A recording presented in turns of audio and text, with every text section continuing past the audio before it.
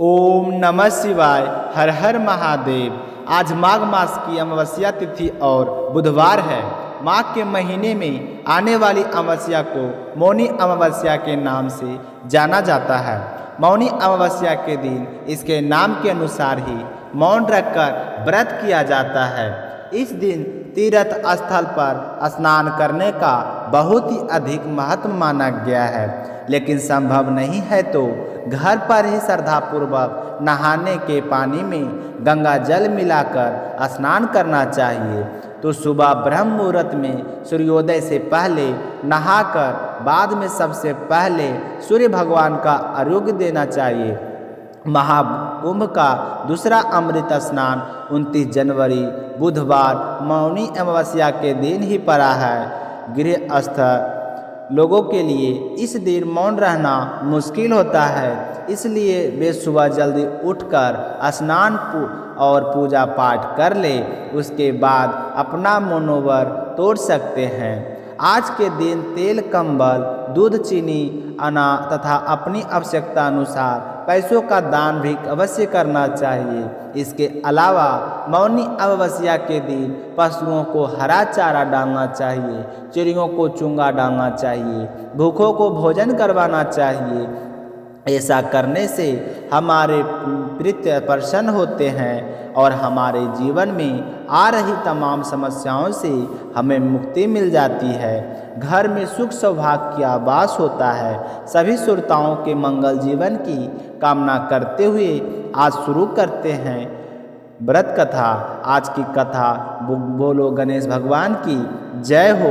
कथा सुनने वाले सभी श्रोतागण कमेंट बॉक्स में भगवान का जयकारा जरूर लगाएं और शीला भक्ति स्टोरी चैनल को सब्सक्राइब करके इस वीडियो को ज़्यादा से ज़्यादा शेयर करें। बोलिए गणेश भगवान की जय हो। एक समय की बात है, एक गांव में एक भाई बहन रहा करते थे। बहन का नियम था कि वह रोजाना अपने भाई के दर्शन करके उसी के बाद भोजन करती थी। तो उसी तरह दोनों भाई बहन बड़े हो गई और उनकी शादी कर दी गई। बहन अपनी ससुराल चली गई। अब बहन वहाँ भी जल्दी जल्दी घर का काम करती और फिर अपना भाई का मुख देखने के लिए अपनी मायके आती। अपने भाई से मिलने के बाद ही घर जाकर भोजन करती थी।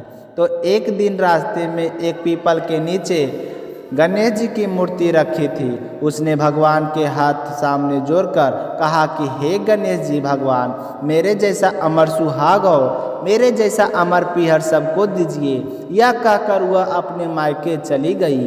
अब उसका रोजाना का नियम था, वह 2 मिनट गणेश जी भगवान की मूर्ति के आगे रुकती और वही बात कहती और फिर अपने भाई से मिलने के लिए चली जाती। एक दिन उसके पैरों में जंगल की झाड़ियाँ काटे चुभ गई। जैसे वह अपने भाई के घर पहुंची और भाई का मुंह देखकर बैठ गई, तभी भाभी ने पूछा कि ननद, वैसा आपके पैरों में क्या हो गया है? तो वह कहने लगी कि भाभी, रास्ते में जंगल की झाड़ियों के कांटे गिरे थे, वह मेरे पाँव में चुभ गए हैं। तो उसकी भाभी ने गर्म पानी लाकर उसके पैर धोए और फिर पट्टी बांधी, चाय पानी पिलाया और कुछ देर बातचीत करके जब उसकी ननद अपने घर चली गई तो उसकी भाभी पीछे से कहने लगी कि आप किस तरह के भाई हैं? अपनी बहन की पैरों की तरफ देखा है, वह तो आपका मुख देखे बिना भोजन नहीं करती और आप अपनी बहन की तरफ नहीं ध्यान देते। देखा नहीं उसके पैरों में किस तरह से कांटे चुभे हुए थे? जाओ अभी भी रास्ता साफ करवा दो।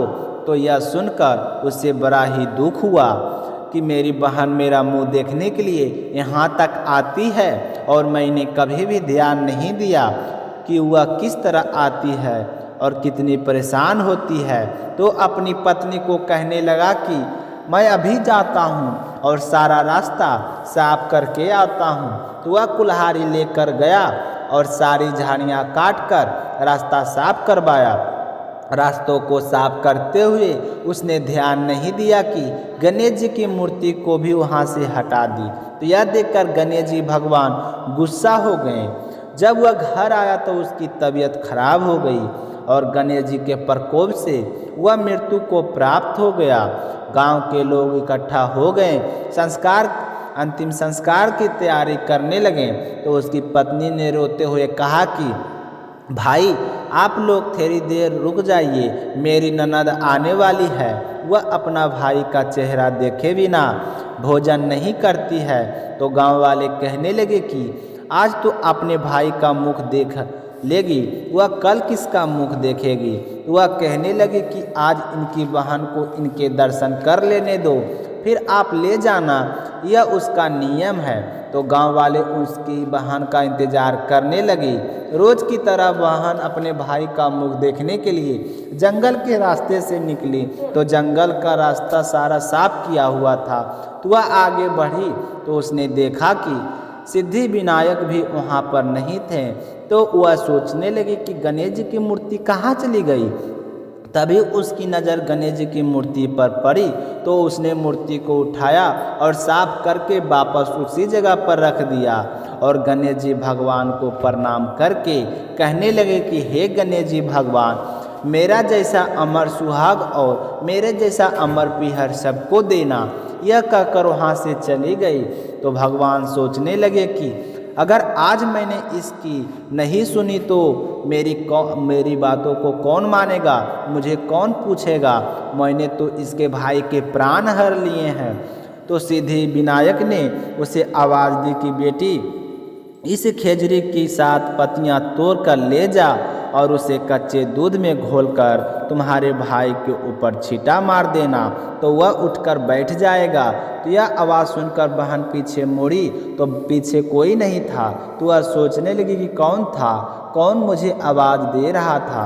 कोई बात नहीं, जैसा सुना है वैसा कर लेती हूँ। तो उसने 7 खेजड़ी का पत्तियां तोड़ी और अपनी चुनरी के पल्ले बांध ली और अपने भाई के घर पहुंच गई। वहां जाकर देखा तो खूब सारे लोग इकट्ठा होकर बैठे थे। भाभी रो रही थी और भाई की तलाश की रखी हुई थी। तो यह देखकर उसे बहुत ही दुख हुआ। फिर उसे पत्तियों वाली यह बात याद आई। तो जैसे उसने सुना था उसी तरह उसने दूध में उन पत्तियों को घोलकर अपने भाई के ऊपर छींट दिया। तो उसका भाई तो उठकर बैठ गया और कहने लगा कि बहन, आज तो मुझे बहुत गहरी नींद आई थी। तो अपने भाई की बात सुनकर उसकी बहन कहने लगी कि भैया, ऐसी गहरी नींद तो किसी दुश्मन को भी ना आए। यह कहते हुए उसने सारी बात अपने भाई को बता दी।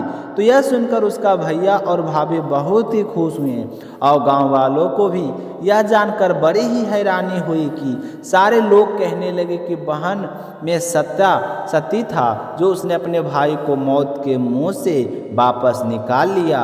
और सारे गणेश जी भगवान का जयकारा लगाने लगे। हे गणेश जी भगवान, जैसा अपने उस लड़की के भाई की रक्षा की वैसी ही सभी बहनों के भाइयों की रक्षा करना और उनका अमर पीहर और अमर सुहाग बनाए रखना। जो भी आपकी इस कथा को श्रद्धा भाव सुने उसकी सारी मनोकामनाएं पूर्ण करना। बोलिए गणेश जी भगवान की जय हो। तो आज की कथा सुनकर आप सभी माता एवं बहनों को कैसा लगा कमेंट करके ज़रूर बताइएगा। साथ ही साथ अभी तक आपने शीला भक्ति स्टोरी चैनल को सब्सक्राइब नहीं किए हैं तो चैनल को सब्सक्राइब करके सपोर्ट ज़रूर दीजिए ताकि आप सभी को आने वाली व्रत कथा को लेकर प्रस्तुत कर सके रोजाना की वीडियो। तो मिलते हैं अगली वीडियो में, तब तक अपना ख्याल रखिएगा। जय श्री कृष्णा, राधे राधे।